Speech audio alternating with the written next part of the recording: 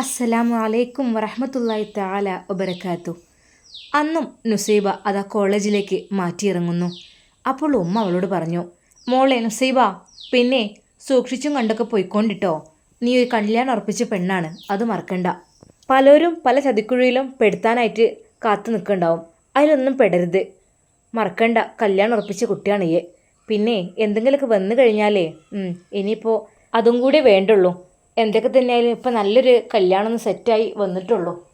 അപ്പോൾ എൻ്റെ മോള് സൂക്ഷിക്കണം കേട്ടോ. ഉമ്മ ദേഷ്യപ്പെട്ട് പറയല്ല, എൻ്റെ മോള് നന്നാവാൻ വേണ്ടി, എൻ്റെ കുട്ടീൻ്റെ ഭാവിക്ക് വേണ്ടി പറയാണ്. അതെ, പലരും പലതും പറഞ്ഞുണ്ടാക്കും. അതുകൊണ്ട് നമ്മളെ ഭാഗം നമ്മൾ ശ്രദ്ധിക്കണം. ഇനിയിപ്പോൾ കല്യാണം കൂടി ഉറപ്പിച്ചു, അതിൻ്റെ ഇടയിലേ എന്തെങ്കിലുമൊക്കെ കേട്ട് കഴിഞ്ഞാലേ അത് ആ ന്യൂസ് അവിടെ എത്തും. പിന്നെ അവിടെ എത്തിയിട്ട് അതാകെ പ്രശ്നമായി, അതില്ലാതാവും. അപ്പോൾ എൻ്റെ കുട്ടി നല്ലോണം ശ്രദ്ധിക്കണം കേട്ടോ. ഉപ്പാനെ വിചാരിച്ചിട്ടെങ്കിലും എൻ്റെ കുട്ടി നല്ല രീതിയിൽ ആരെന്ത് പറഞ്ഞാലും ഒന്നും മൈൻഡ് ചെയ്യാൻ നിൽക്കണ്ട. ഉമ്മ, ഞാനങ്ങനെ ഇതുവരെ ആരോടൊന്നും പറഞ്ഞിട്ടില്ലല്ലോ. എൻ്റെ മോള് പറഞ്ഞു ചെയ്തു എന്ന് ഞാൻ പറയണമെന്നില്ല. എൻ്റെ കുട്ടി അത്തരക്കാരിയല്ല എനിക്കറിയാം. പക്ഷേ എന്നാലും നമ്മൾ കരുതണം നല്ലതാണ്. നമ്മൾ പെണ്ണുങ്ങളാണ്. ഉമ്മാൻ്റെ ഉപദേശം രാവിലെ തന്നെ കേട്ടിട്ട് ഈ വിഷമിക്കണ്ട, പോയിക്കോ. ഉമ്മ, എന്നാൽ ഞാൻ ഇറങ്ങട്ടെ കേട്ടോ. അസ്സലാമു അലൈക്കും. വലൈക്കും അസ്സലാം. നുസൈബ ഇറങ്ങിയ പാടെ തന്നെ ഉമ്മ നേരെ ഖിബിലക്ക് മുന്നിട്ട് നിന്നുകൊണ്ട് പടച്ചവനോട് പ്രാർത്ഥിച്ചു, പടച്ച റബ്ബേ, കാത്തു രക്ഷിക്കണേ എൻ്റെ കുട്ടിയെ. ഇബ്ലീസിൻ്റെ കെണിയിലൊന്നും നീ പെടുത്തല്ലേ അല്ലാ, ആമീൻ. അത് കണ്ടുകൊണ്ടാണ് ഉപ്പ കയറി വരുന്നത്. അല്ല, എന്തപ്പോൾ ഇത് വലിയ പ്രാർത്ഥനയൊക്കെ? അതെ, നമ്മൾ വീട്ടിൽ നിന്ന് നമ്മളെ കുട്ടികളെ ഇറങ്ങുമ്പോൾ നമ്മളെപ്പോഴും ദ്വാരിക്കണം നല്ലതാണ്. അതൊക്കെ ശരി തന്നെ. പക്ഷെ ഇങ്ങനൊരു ദ്വാരിക്കലിപ്പോൾ എന്തേ ഇത്ര അധികം? ഒന്നുമില്ലേ, കല്യാണം ഉറപ്പിച്ച പെൺകുട്ടിയല്ലേ, നമ്മൾ പറഞ്ഞേക്കുമ്പോൾ കുറച്ചൊക്കെ ശ്രദ്ധിക്കണം. ഇനിയിപ്പോൾ പഴയ പോലെ ഒന്നും പറ്റൂലല്ലോ. എന്തായാലും ഒരു ആരാൻ്റെ പേരേക്ക് പോകാനുള്ളതല്ലേ. എന്തെങ്കിലും കേട്ട് കഴിഞ്ഞാൽ പിന്നത്തെ സ്ഥിതി എന്തായിരിക്കും? അതുമല്ല, ഓളാണെങ്കിൽ ഒരു കല്യാണം കഴിഞ്ഞതും അല്ലേ. അപ്പോൾ ഇതന്നെ ഇങ്ങനെ കിട്ടിയത്, അതും കെട്ടാത്ത ചെക്കനെ കിട്ടിയത് വലിയൊരു ഭാഗ്യം തന്നെയാണ്. നുസ്രത്തെ, ഈ എന്താ പറയണേ? നമ്മളെ കുട്ടിക്ക് എന്താ കെട്ടാത്ത ചെക്കനെ കിട്ടൂലേ? ഓളവിടെ നിന്ന് വിചാരിച്ചുകൊണ്ട് എന്താ ഓൻ്റെ ഒപ്പം കഴിഞ്ഞിക്കണോ? ഇല്ലല്ലോ. അതുമല്ല, നമ്മളെ കുട്ടീനെ കണ്ടാൽ തോന്നുമോ ഒന്ന് കെട്ടിച്ചതാന്നുള്ളത്? കണ്ടാൽ തോന്നുന്നില്ല. എന്നാലും മുടക്കാൻ നിൽക്കണോൽക്കേ അത് എളുപ്പമാണ്. പറയാൻ ഒരു ഹേതും കൂടി ആയില്ലേ, അതുകൊണ്ടാണ് എനിക്ക് ബേജാറ്. നുസ്രത്തെ, ഇജ്ജൊന്ന് സമാധാനപ്പെട്. നമ്മളെ കുട്ടി അത്തരക്കാരൊന്നുമല്ല. നമ്മളെ കുട്ടിയെന്ന് വെച്ചാൽ ഡീസൻ്റ് ഉള്ള കുട്ടിയാണ്. അങ്ങനെ ഇങ്ങനെയൊന്നും ഓളൊന്നിലും വീഴൂല. അതിനെക്കുറിച്ച് ഈ പേടിക്കേണ്ട ആവശ്യമില്ല. ഇക്ക, നിങ്ങൾ പറഞ്ഞതൊക്കെ ശരി തന്നെയാണ്. പക്ഷേ കാലം ഇപ്പം അങ്ങനെയാണ്, നമുക്ക് ഒന്നും വിശ്വസിക്കാൻ പറ്റൂല. നല്ല ഹിജാബൊക്കെ ഇട്ട് നല്ല രീതിയിൽ പോകുന്ന പെൺകുട്ടികളായിരിക്കും.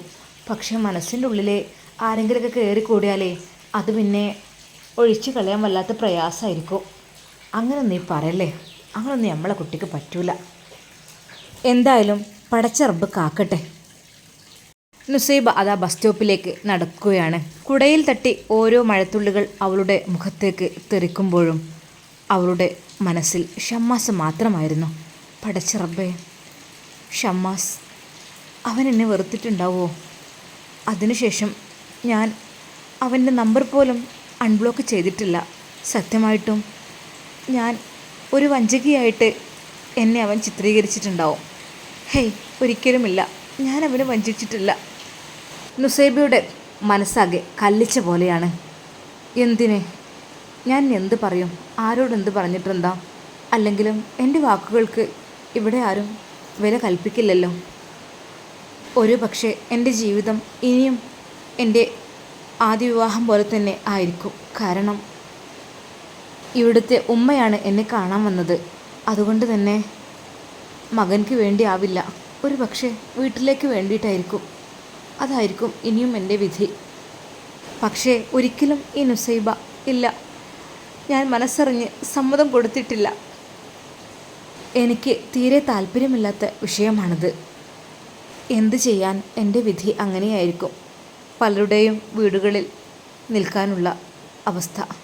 അല്ലാതെ ഒരിക്കലും ഒരു ആണിൻ്റെ സ്നേഹം അല്ലെങ്കിൽ ഒരു ഭർത്താവിൻ്റെ സ്നേഹം അതെനിക്ക് ജീവിതത്തിൽ കിട്ടുമെന്ന് തോന്നുന്നില്ല. ഈ അവസ്ഥയും കണ്ടിട്ട് അതുതന്നെയാണ്. നുസൈബ നടന്ന് അതാ ബസ് സ്റ്റോപ്പിലെത്തുന്നു. ഇന്നവൾക്ക് ഒട്ടും പ്രതീക്ഷയില്ല ഒന്നിനെ കൊണ്ടും. തൻ്റെ ജീവിതം ആർക്കോ വേണ്ടി എന്തിനോ ജീവിക്കുന്ന പോലെയാണ്. അല്ലാതെ തനിക്കായിട്ട് തനിക്കൊരു സ്നേഹം കിട്ടാൻ, നല്ലൊരു സുഖജീവിതമുണ്ടാവാൻ അതൊന്നും അവൾ ആഗ്രഹിക്കുന്നുമില്ല. അത് കിട്ടില്ല എന്നവൾക്കറിയാം. അതുകൊണ്ട് തന്നെ തൻ്റെ ജീവിതം കൊണ്ട് എല്ലാവരും പന്താടുന്ന പോലെയാണ് അവൾക്ക് അനുഭവപ്പെടുന്നത്. എന്തോ ഒരു മൂകമായ അവസ്ഥ. ഇല്ല, അതിൽ നിന്ന് അവൾ മോചിതയായിട്ടില്ല. അപ്പോഴേക്കും അതാ ബസ് എത്തുന്നു. ഡോർ തുറന്നു. നുസൈബ അതിൽ കയറി. സീറ്റൊന്നുമില്ല. ആ കമ്പിയിൽ അള്ളിപ്പിടിച്ച് അവൾ നിന്നു. നല്ല തിരക്കുണ്ട്. കണ്ടക്ടർ വന്നിട്ട് അവളോടതാ പൈസ ചോദിക്കുന്നു. പക്ഷേ അവൾ പൈസ കൊടുക്കുന്നില്ല. അവൾ ഏതോ ഒരു ലോകത്താണ്. ഹേയ് കുട്ടി, പൈസ എവിടെ? ആ, എന്താ സ്വപ്നം കാണണോ? ബസ്സിൽ കയറിയിട്ട് പൈസ ചോദിച്ചിട്ട്? കണ്ടക്ടറുടെ ആ ഒരു വാക്ക് കേട്ട് അവരെല്ലാവരും ചിരിച്ചു. കൂടെയുള്ള ഒരുപാട് ഫ്രണ്ട്സുകൾ. അതുകൂടി കേട്ടപ്പോൾ നുസൈബ ആകെ തളർന്നുപോയി. ഇല്ല, ജീവിതത്തിൽ എല്ലാവരും എന്നെ ഒരു കളിപ്പാവയാക്കി മാറ്റുകയാണ്. ഞാൻ എല്ലായിടത്തും ഒറ്റപ്പെടുകയാണ്. എനിക്കില്ല, നല്ലൊരു ജീവിതം എനിക്ക് കിട്ടില്ല. ഇതുതന്നെയായിരിക്കും എൻ്റെ അവസ്ഥ ഇനി. അല്ലെങ്കിലും ഓരോരുത്തർക്ക് പഠിച്ചവൻ ഓരോന്ന് വിധിച്ചിട്ടുണ്ടാവും. എൻ്റെ ജീവിതം ഇതായിരിക്കും. ഇഷ്ടമില്ലാത്ത ഒരു ഭർത്താവിൻ്റെ കൂടെ ജീവിക്കുക എന്നുള്ളത് ഒരിക്കൽ പോലും ഞാൻ മനസ്സിൽ വിചാരിച്ചതല്ല. ഇനിയും എനിക്ക് അങ്ങനെയുള്ള ജീവിതമാണല്ലോ. എനിക്ക് ഇഷ്ടമായിരുന്നു എൻ്റെ ഇക്കയെ, എൻ്റെ ഫൈസൽക്കയെ. പക്ഷേ അദ്ദേഹം എനിക്ക് ഒരിറ്റു പോലും സ്നേഹം നൽകിയില്ല. ഞാൻ വെറുതെ സ്നേഹിച്ചു അദ്ദേഹത്തെ. പക്ഷേ ഇത് തീരെ വിചാരിക്കാത്ത ഒരു ഷോക്കായിപ്പോയി. ഇത് ഒരിക്കലും ഞാൻ കരുതിയില്ല. ഞാൻ വിചാരിച്ചു എൻ്റെ ജീവിതം രക്ഷപ്പെട്ടു എന്ന്. അതെ, പഠിക്കാനുള്ള ആഗ്രഹം, എന്തെങ്കിലുമൊക്കെ നേടാനുള്ള ആഗ്രഹം. ഇനി അതെല്ലാം പാതി വഴിയിൽ ഉപേക്ഷിക്കേണ്ടി വരും എന്നുള്ള ചിന്ത. 1 വർഷത്തെ ഗ്യാപ്പാണ് പറഞ്ഞിട്ടുള്ളത്. അത് കഴിഞ്ഞാൽ അവരെന്നെ അതെ കൊണ്ടുപോകും. ഒരു കന്നുകാലിയെ കൊണ്ടുപോകുന്ന പോലെ കെട്ടിവലിച്ചു കൊണ്ടുപോകും. അവിടെ എത്തിയിട്ട് ഒരു കളിയാക്കുന്ന വസ്തുവിനെ പോലെ ഞാനവിടെ നിൽക്കും. അതെ, എൻ്റെ ജീവിതത്തിൽ അതെനിക്ക് പരിചയമാണ്. എല്ലാവരും എന്നെ ഒരുപാട് കളിയാക്കിയിരുന്നു എൻ്റെ വിവാഹം കഴിഞ്ഞ ആദ്യ രാത്രി. അതെ, ആദ്യമായിട്ട് ഞാൻ നിസ്കാരക്കുപ്പായം ചോദിച്ചപ്പോൾ, മുസാഫ് ചോദിച്ചപ്പോൾ അവരെല്ലാവരും എന്നെ കളിയാക്കി ഒരുപാട്. എന്താ, ഫോട്ടോഷൂട്ടിന് മുമ്പ് നിസ്കരിക്കുകയാണോ? അപ്പോൾ ഡ്രസ്സ് അയച്ചിട്ടുണ്ടേ? പിന്നെ ഇതൊക്കെ ഇനി എന്തിനാ ഇത്രയും വിലപിടിപ്പുള്ള ഡ്രസ്സൊക്കെ വാങ്ങിയിട്ട്? ഇതൊക്കെ ഇനി എപ്പോഴാണ് ഫോട്ടോ എടുക്കാതെ? അത് എൻ്റെ അസ്ർ നിസ്കാരം തെറ്റും, അത് കരുതിയിട്ടാണ് ഞാൻ നിസ്കരിക്കട്ടെ. വേണ്ട, ഇത് കഴിഞ്ഞിട്ട് മതി. ഓനതവിടെ കാത്തു നിൽക്കണേ. അതെ, എൻ്റെ ആദ്യ ഭർത്താവും അവൻ്റെ കൂടെയുള്ള ഒരുപാട് ആണുങ്ങളും അവരുടെ ഇടയിൽ വെച്ചാണ് ഞാൻ ഫോട്ടോയ്ക്ക് വേണ്ടി നിൽക്കേണ്ടത്. പല രീതിയിലും പോസ് ചെയ്യാൻ പറയുന്നു. പക്ഷേ എനിക്കതൊന്നും ശീലമില്ലാത്തതുകൊണ്ട് എന്നെക്കൊണ്ട് നിർബന്ധിച്ച് അവരിത് ചെയ്യിക്കുന്നു. അല്ലാ, എൻ്റെ നിസ്കാരം നഷ്ടപ്പെടുമല്ലോ. ഞാൻ മണവാട്ടിയാകുന്ന ഈ ദിവസത്തെ നിസ്കാരം അതെനിക്ക് പോകുകയാണ്. നല്ല ദിവസത്തിൽ ഞാൻ ഖളാഹാക്കുകയാണ്. പഠിച്ചവനെ പുറത്തു തരണേ. അവൾ വല്ലാതെ നിസ്സഹായായി. ഓരോ ഫോട്ടോത്തിലും അവളെ കൊണ്ട് ചിരിക്കാൻ പറഞ്ഞെങ്കിലും നുസൈബാക്ക് ചിരിക്കാൻ കഴിയുന്നില്ലായിരുന്നു. അതെ, എന്തിനാണ് ഇങ്ങനെയുള്ള പേക്കൂത്തുകൾക്ക് ഞാൻ നിൽക്കുന്നത്?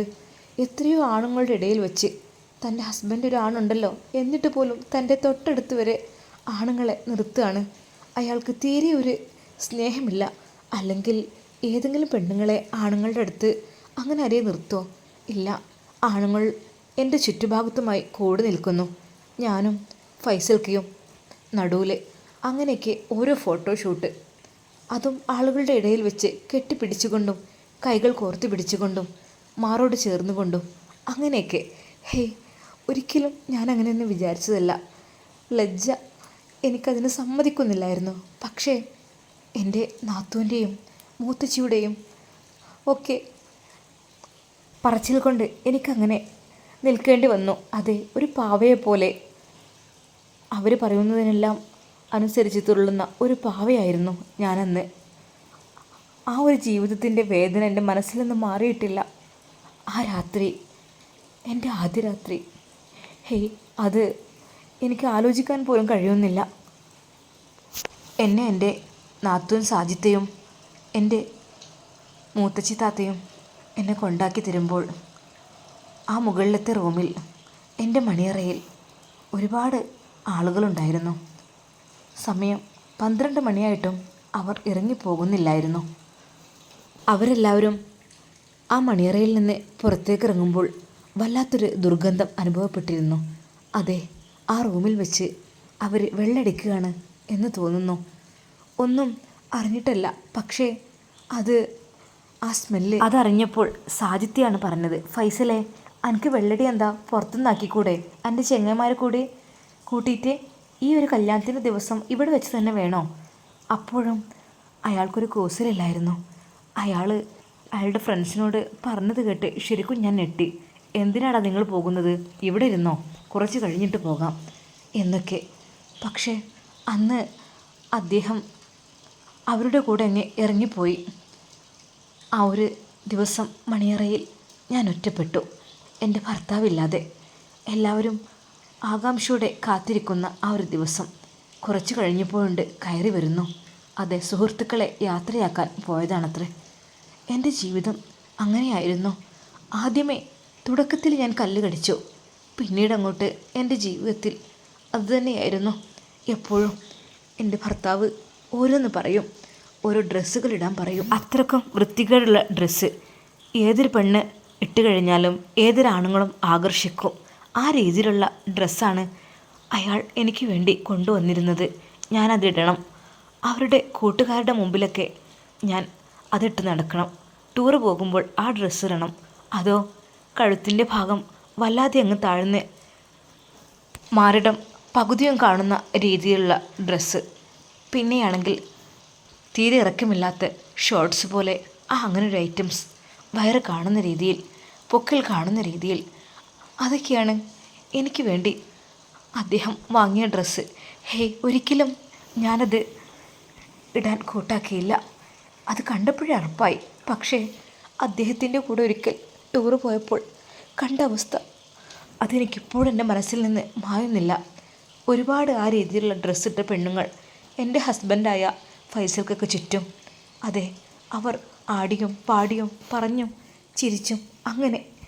കുറച്ചു കഴിഞ്ഞപ്പോൾ അദ്ദേഹം എൻ്റെ സീറ്റിൽ വന്നിരുന്നെങ്കിലും ഞാനൊരു മയക്കത്തിലായിരുന്നു. കുറച്ച് കഴിഞ്ഞ് ഞാൻ ആ രംഗം കണ്ട് ഞെട്ടിപ്പോയി. അതെ, തൻ്റെ ഭർത്താവ് എൻ്റെ അടുത്ത് നിന്ന് എണീറ്റ് പോയിരിക്കുന്നു. അതാ ആ പെണ്ണുങ്ങളുടെ കൂട്ടത്തിൽ അതിലൊരു പെണ്ണതാ എൻ്റെ ഭർത്താവിൻ്റെ നെഞ്ചോട് ചേർന്നിറങ്ങുന്നു. പഠിച്ചവനെ, ആ ഒരു കാഴ്ച കണ്ട് എൻ്റെ ഹൃദയം പൊട്ടിപ്പോയി. എനിക്ക് കഴിഞ്ഞില്ല ആ രംഗം കണ്ടുകൊണ്ടിരിക്കാൻ. എങ്കിലും ഇങ്ങനെയെല്ലാം ചതിക്കുന്ന ഭർത്താവുണ്ടാവുമോ എന്ന് ഞാൻ വിചാരിച്ചു. പക്ഷേ അതവരുടെ ജീവിതത്തിൽ അതൊരു ഹോബിയാണത്രേ, അത് ഒരു വിഷയമല്ലത്രേ. പക്ഷേ കാണുന്ന നമ്മൾക്ക് എത്ര വിഷമമുണ്ടാവും. അങ്ങനെയുള്ളൊരു ജീവിതത്തിൽ നിന്നാണ് ഞാൻ കരകയറിയത്. അതും അവിടെ നിന്നത് ആ ഒരു ഉമ്മയുടെ തണലിൽ മാത്രം, അല്ലാതെ ഒരിക്കലും എൻ്റെ ഭർത്താവിൻ്റെ അടുത്തല്ല. അപ്പോഴേക്കും അയാൾ ചെയ്യാനുള്ളതൊക്കെ ചെയ്തു കൂട്ടി ഓരോ പെണ്ണുങ്ങളെ വിളിക്കും. അതെ, ഒരിക്കൽ എൻ്റെ കൺമുമ്പിലേക്ക് അവളെയും കൈപിടിച്ച് എൻ്റെ ഭർത്താവ് വന്നു. എൻ്റെ ജീവിതം അതോടുകൂടി ഒന്നുമല്ലാതായി. ഞാൻ എന്തിനീ ലോകത്ത് എന്ന് വരെ.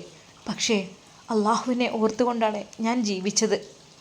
വലിയൊരു നരകമായിരുന്നു എൻ്റെ ഭർത്താവിൻ്റെ അടുക്കൽ.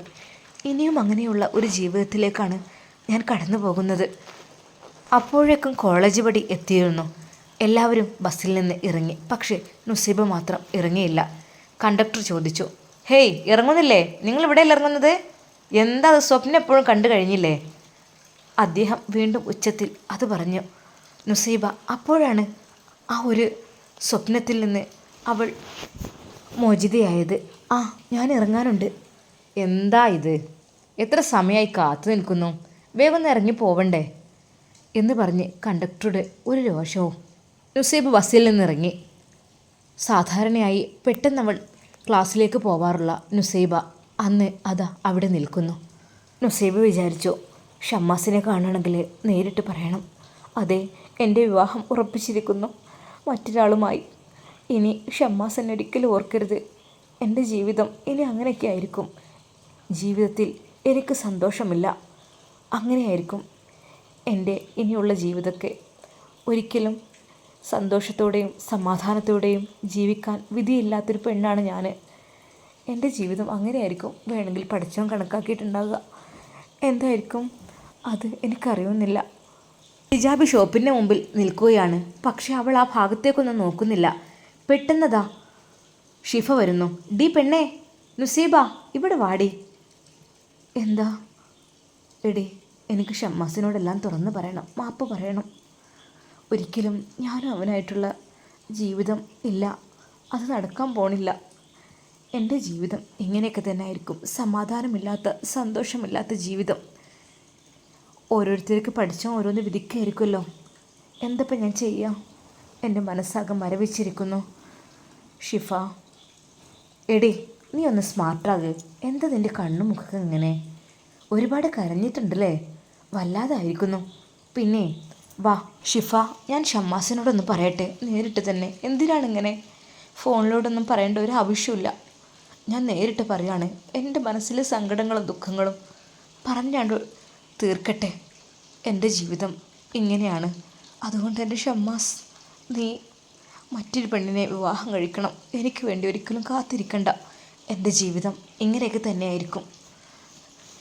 അത് ഓരോരുത്തർക്ക് ഓരോ ഭാഗ്യം പഠിച്ചും കൊടുക്കുന്നതാണ്. എനിക്കതില്ല. അത് സാരല്ല, കുറച്ച് കാലത്തെ ജീവിതമല്ലേ. അത് കഴിഞ്ഞാൽ നാം എല്ലാവരും ആരുടെ മണ്ണിലേക്കല്ലേ പോകേണ്ടത്? അവിടെ സന്തോഷത്തോടെ സമാധാനത്തോടെ ജീവിക്കാൻ കഴിഞ്ഞാൽ മതി.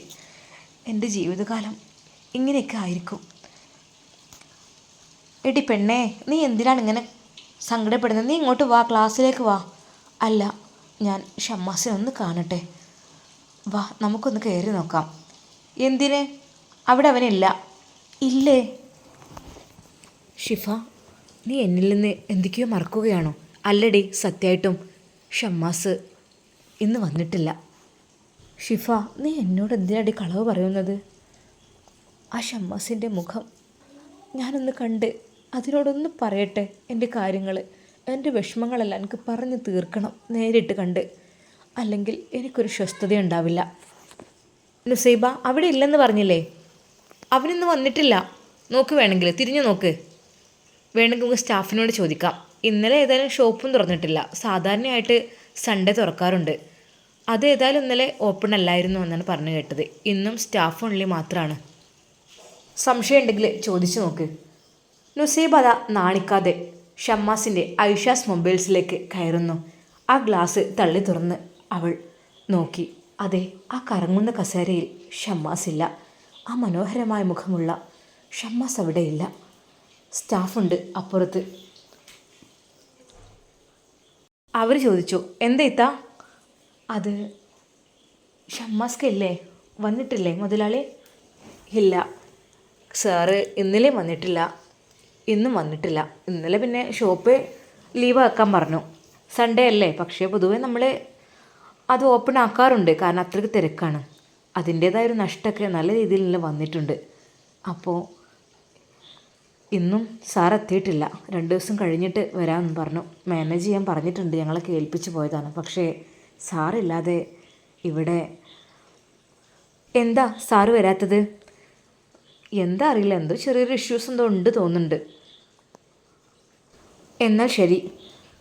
നുസൈബാദ ഷോപ്പിൽ നിന്ന് ഇറങ്ങുന്നു.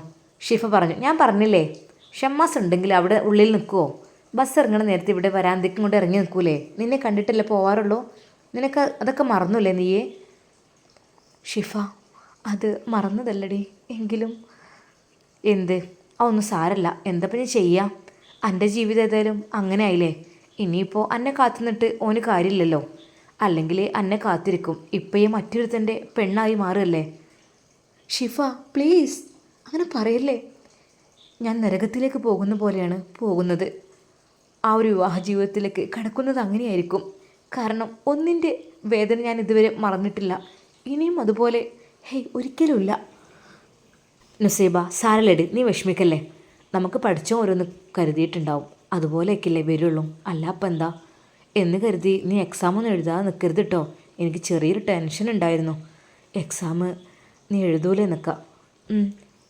അതൊക്കെ എഴുതാം. അല്ലെങ്കിലും ഇനി എന്തിനാ അതൊക്കെ എഴുതണല്ലേ? ആർക്ക് വേണ്ടി? മറ്റേത് ജീവിതം ഒരുപാട് ആഗ്രഹിച്ചതായിരുന്നു, സന്തോഷത്തോടെയുള്ള ജീവിതം. എക്സാം എഴുതി റാങ്ക് നേടണം, ഷമ്മാസിനെ വിവാഹം കഴിക്കണം. നല്ലൊരു ജീവിതം ആസ്വദിക്കണം എന്നൊക്കെ അതെല്ലാം തകർന്നു തരിപ്പണമായി. ഇപ്പോൾ ആർക്കു വേണ്ടിയോ ഞാൻ ജീവിക്കുന്നു. എൻ്റെ മനസ്സിൽ ഇപ്പോൾ എന്താണ് ആകെ ശൂന്യമായി കിടക്കുകയാണ്.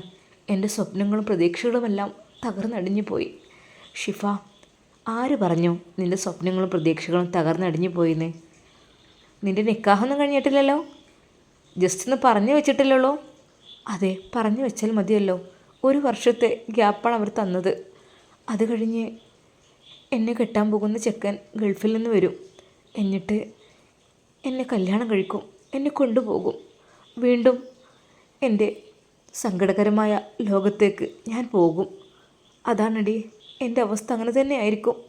സത്യം പറഞ്ഞാൽ എനിക്കിഷ്ടമില്ലടി. സത്യമായിട്ടും എനിക്ക് പോകാൻ മനസ്സില്ല. സത്യം. അതിനു മുമ്പ് പടച്ചവൻ എന്നെ വിളിക്കുകയാണെങ്കിൽ അൽഹംദുലില്ലാ. ഞാൻ പ്രാർത്ഥിച്ചു പോയി ഷിഫ. എന്ത് പ്രാർത്ഥിക്കുക? അല്ലാഹുവേ, ജീവിതം ഹൈറാണെങ്കിൽ എനിക്ക് നീ ജീവിതം നൽകണം റഹ്മാനെ. അതല്ല മരണമാണ് ഹൈറെങ്കിൽ എനിക്ക് നീ മരണം നൽകണം. അത് ഞാൻ ആഗ്രഹിക്കുന്നു. സത്യമായിട്ടും ഇങ്ങനെയൊരു ലോകത്ത് എനിക്ക് ജീവിക്കാൻ താല്പര്യമില്ല. അതെ, സത്യമായിട്ടും. നുസൈബ, പ്ലീസ്, നീ എന്തൊക്കെയാണ് പറയുന്നത്? ഒന്ന് ആരെങ്കിലും വന്ന് കണ്ടു വന്ന് പോയി വിചാരിച്ചിട്ട് അപ്പോഴൊക്കെ നിൻ്റെ ജീവിതമൊക്കെ മാറി മറിഞ്ഞോ? ഇല്ല, ഒന്നും സംഭവിച്ചിട്ടില്ല. നിൻ്റെ മനസ്സും മാറിയിട്ടില്ല, ഷമ്മാസിൻ്റെ മനസ്സും മാറിയിട്ടില്ല. എന്താപ്പോൾ 1 വർഷത്തിന് ശേഷമൊക്കെ ഒരു വിവാഹം ഉറപ്പിച്ച് വെച്ചു എന്ന് വിചാരിച്ചിട്ട് എന്തിനാ അങ്ങനെ ടെൻഷനാണ്? ഒരു ടെൻഷനും ആവണ്ട. സത്യമായിട്ടും എടി, നീ പടച്ചവനോട് നിരന്തരം പ്രാർത്ഥിക്ക്, കരഞ്ഞ് പ്രാർത്ഥിക്ക്. അള്ളാഹു നിനക്ക് ഷമ്മാസിനെ തന്നെ തരും. അല്ലാതെ നമ്മൾ ജീവിതം എൻ്റെതെല്ലാം കഴിഞ്ഞു, എനിക്ക് സന്തോഷമുള്ള ജീവിതമില്ല, അല്ലെങ്കിൽ എൻ്റെ ജീവിതം ഇങ്ങനെയൊക്കെ തന്നെയാണ് എന്ന് കരുതി അങ്ങനെ ഉണ്ടാകല്ലേ വേണ്ടത്. നേടിയെടുക്കണം. പഠിച്ചോ നമ്മോട് പറഞ്ഞിട്ടുണ്ടല്ലേ? നീ തന്നെയല്ലേ എന്നോട് പറഞ്ഞത്? നിങ്ങൾ ചോദിക്കൂ, ഞാൻ നിനക്ക് തരാമെന്നുള്ളത്. അതേ, പഠിച്ചവൻ കാത്തു നിൽക്കുകയാണ്. സൃഷ്ടികൾ എന്തെങ്കിലും ചോദിക്കാൻ വേണ്ടിയിട്ട്. ചോദിച്ചു കഴിഞ്ഞാൽ അവൻ തരുന്നല്ലേ. പക്ഷേ പെട്ടെന്നൊന്നും തരില്ലായിരിക്കും. അല്ലെങ്കിൽ പെട്ടെന്ന് ആർക്കും കിട്ടൂരല്ലോ. കുറച്ചൊക്കെ റിസ്ക് എടുക്കേണ്ടി വരും, കുറച്ചൊക്കെ ബുദ്ധിമുട്ടുകളിലൂടെ കടന്നു പോകേണ്ടി വരും. അല്ലാതെ പെട്ടെന്ന് ഷമ്മാസിൻ്റെയും നുസൈബിൻ്റെയും കല്യാണം കഴിയണമെന്ന് വെച്ചാൽ അത് നടക്കൂല. നമ്മൾ പഠിച്ചവനോട് നല്ല രീതിയിൽ പ്രാർത്ഥിക്കുക. പഠിച്ചവനെ, ഞാൻ മനസ്സിൽ ആഗ്രഹിച്ചു പോയി, അപ്പോൾ എനിക്ക് നീ ഹയറാണെങ്കിൽ അത് ഹലാലാക്കി തരണേ റഹ്മാനെ എന്ന് പറഞ്ഞ് നീ പ്രാർത്ഥിക്കുക. പ്രാർത്ഥിച്ചിട്ട് നീ നിരന്തരം പ്രാർത്ഥിച്ചോ. പഠിച്ചവൻ കേൾക്കുന്നുണ്ട്. നമ്മളെ സൃഷ്ടികൾ ചോദ്യത്തിന് വേണ്ടി കാത്തിരിക്കണം. അത് ഇത് നല്ല എന്തൊരു കാര്യമാണെങ്കിലും അപ്പക്കപ്പം ഉത്തരം കിട്ടണമെന്നില്ല. അതുകൊണ്ട് ഒന്നും വിചാരിക്കണ്ട. ഒരു പക്ഷേ കാലങ്ങൾ കൊണ്ട് ഇതിനുത്തരം കിട്ടും. അതുകൊണ്ട് നീ ഒന്നുകൊണ്ട് വിഷമിക്കണ്ട. നിനക്ക് നിൻ്റെ 4ാം മാസത്തിൽ അള്ളാഹു വിധിച്ച ഭർത്താവ് ഷമ്മാസാണ് എങ്കിൽ അത് നിനക്ക് ലഭിച്ചിരിക്കും. അതുമാത്രമല്ല, പ്രാർത്ഥനകൾക്ക് വിധിയെ വരെ മാറ്റി മറിക്കാൻ കഴിയുമെന്നാണ് അള്ളാഹുവിൻ്റെ വിധി. അള്ളാഹു അല്ലേ എല്ലാം കൽപ്പിക്കണത്. അവനെ വിചാരിച്ചപ്പോൾ എത്ര പെട്ടെന്ന് എളുപ്പമുണ്ട് എൻ്റെ ഈ ഒരു ജീവിതത്തിലേക്ക് ഷമ്മാസ് ഭർത്താവായി വരാൻ. ഷിഫ, നിൻ്റെ വാക്കുകൾ എൻ്റെ മനസ്സിൽ ഒരു വെള്ളി നക്ഷത്രം വിരിയുന്ന പോലെ എനിക്ക് തോന്നുകയാണ്. ഞാൻ പറഞ്ഞല്ലോ, നുസൈബ വിഷമിക്കേണ്ട. പഠിച്ചവനോട് പ്രാർത്ഥിച്ചോ, നല്ല രീതിയിൽ പ്രാർത്ഥിക്കുക. പിന്നെ പ്രാർത്ഥന പ്രവൃത്തി അതന്നെ. പിന്നെ നീയേ ഷമ്മാസിനെ ബ്ലോക്കാക്കി ഇടാമെന്നൊന്നും ചെയ്യരുത് കേട്ടോ. അതൊക്കെ എന്തിനാണ് ബ്ലോക്കാക്കി ഇടുന്നത്? എടി, ഞാൻ ബ്ലോക്കാക്കിയിട്ടത് ഞാൻ ഇങ്ങനെയൊക്കെ ചെയ്തിട്ടും എന്ത് ചെയ്തെന്നാണ് പറയണത്? നിൻ്റെ വീട്ടിലേക്ക് ആരോ കാണാൻ വന്നു, ഒരു പെണ്ണ് നിന്നെ കണ്ടുപോയെന്നാണ് നീ പറഞ്ഞത്. അല്ലാതെ നിൻ്റെ ഭർത്താവ് ആയിട്ട് ഒരു ചെക്കനൊന്നും കാണാനൊന്നും വന്നിട്ടില്ലല്ലോ. ഇല്ല, ഒരു സ്ത്രീ വന്ന് കണ്ടു എന്ന് വിചാരിച്ചിട്ട് അപ്പോഴേക്കും നീ എന്തിനെങ്ങനെ ടെൻഷനാണ്? നീയേ ഷമ്മാസിൻ്റെ ആ ബ്ലോക്കൊക്കെ ഒന്ന് ഒഴിവാക്ക്. ബ്ലോക്ക് ഒഴിവാക്കി അവന് മെസ്സേജ് അയക്ക് നല്ല രീതിയിൽ. അതാണ് വേണ്ടത്.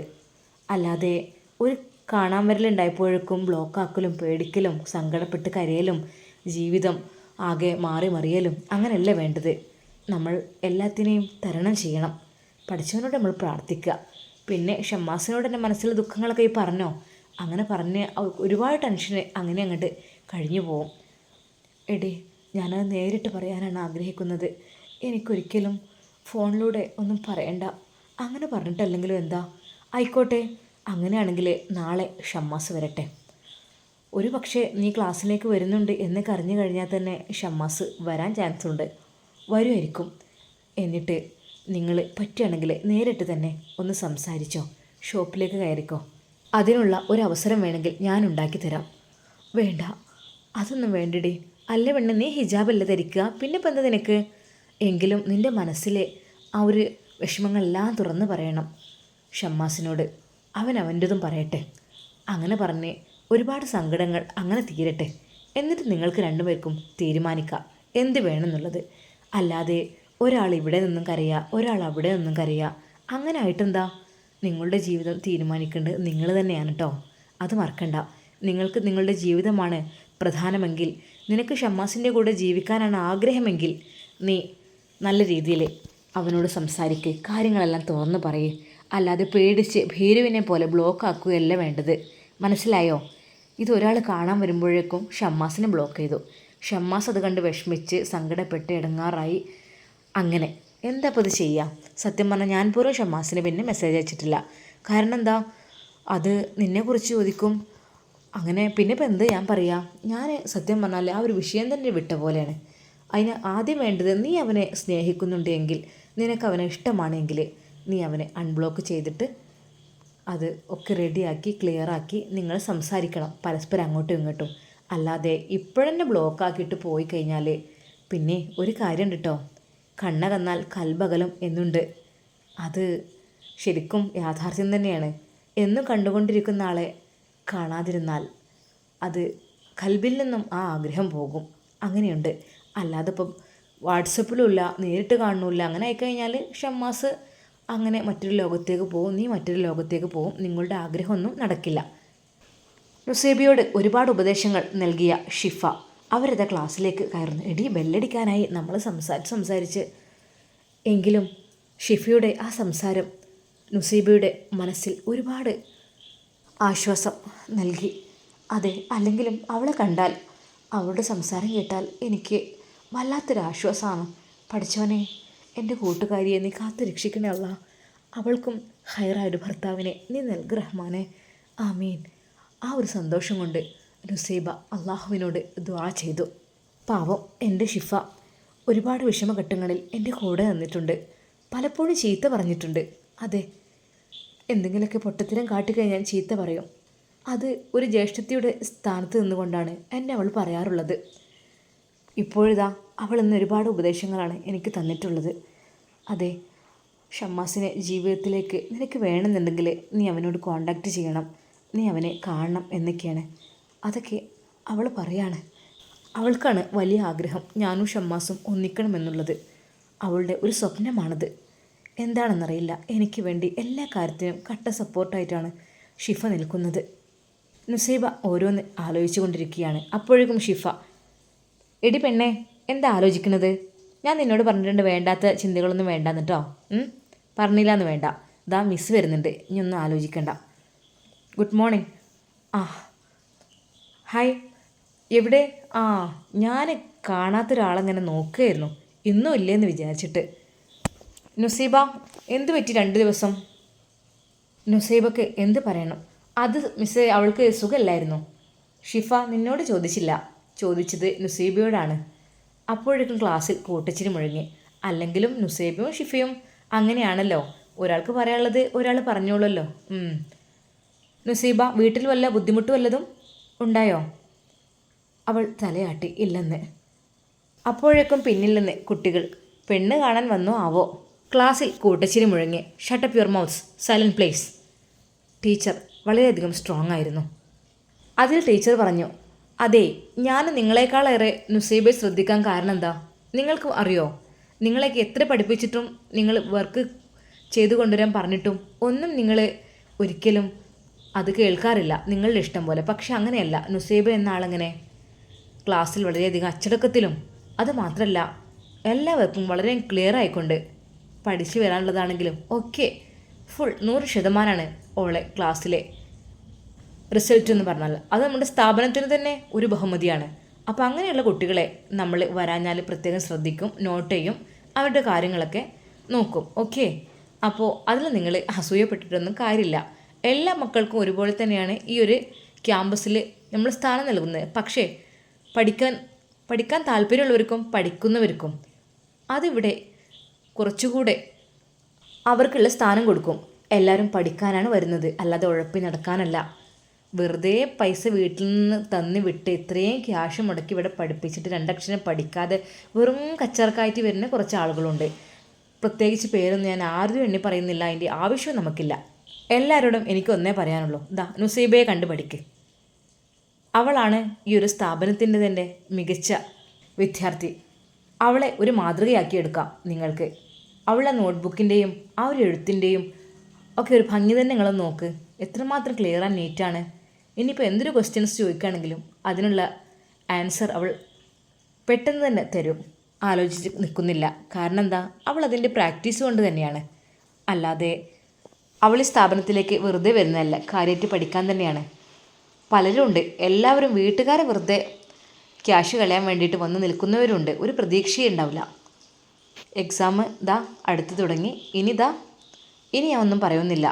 പലരുടെയും നോട്ടൊന്നും കംപ്ലീറ്റ് ഇല്ല. അതുമാത്രമല്ല, പലരുടെയും പഠിക്കുവാനുള്ള ആ ആഗ്രഹം പുറകോട്ട് പോയിട്ടുണ്ട്. പിന്നെ MBBS ഡോക്ടർ എന്നൊക്കെയുള്ള സ്വപ്നം ഉള്ളവരിവിടെ ഉണ്ടെങ്കിൽ നിങ്ങൾക്ക് ഇന്ന് മുതൽ ഇനിയും പരിശ്രമിക്കാം. സമയം ഒട്ടും വൈകിയിട്ടില്ല, ഇനിയുമുണ്ട്. പിന്നെ എന്തെങ്കിലും ഡൗട്ട്സും കാര്യങ്ങളും ഉണ്ടെങ്കിൽ നുസൈബയെ ചോദിക്കാം. ഞാനും സാറും ഇവിടെ ഇല്ലാത്ത ടൈമാണെങ്കിൽ നുസൈബയോട് ചോദിക്കാം, അവൾക്കറിയാം അതിൻ്റെ ഫുൾ ഡീറ്റെയിൽസും കാര്യങ്ങളൊക്കെ. ഓക്കെ. നുസൈബയെ കുറിച്ച് മിസ്സ് അങ്ങനെ പറയുന്നത് കേട്ട് സത്യം പറഞ്ഞാൽ ഷിഫ അഭിമാനം കൊണ്ടു. പഠിച്ചോനെ, എൻ്റെ കൂട്ടുകാരിയുടെ ഒരു പവർ കണ്ടില്ലേ. എൻ്റെ നുസൈബ മുത്താണ്. അവൾ ആഗ്രഹിച്ചതൊക്കെ നേടിയെടുക്കാൻ അവളെ ഞാൻ ഹെൽപ്പ് ചെയ്യും, അതുറപ്പാണ്, ഷിഫ മനസ്സിൽ വിചാരിച്ചു.